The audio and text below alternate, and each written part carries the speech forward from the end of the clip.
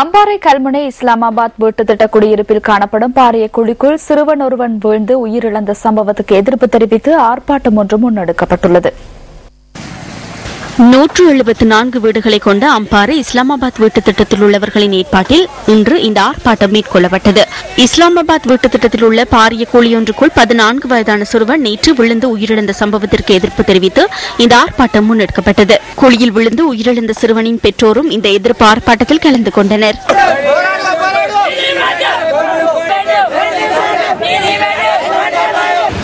நீதிமன்றத்துக்கு மாறப்படுத்திருக்கு.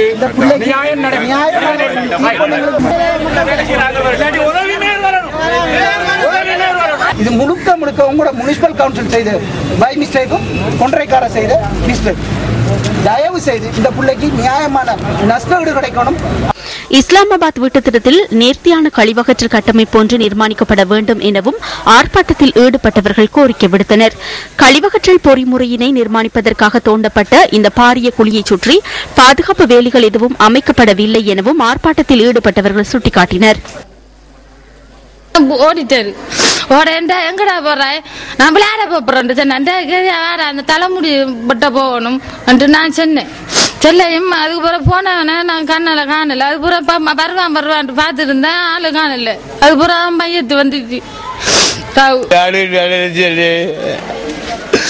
இந்த மடுக்காடு மடுக்காட மையத்து கிடைச்சிருக்கப்பா.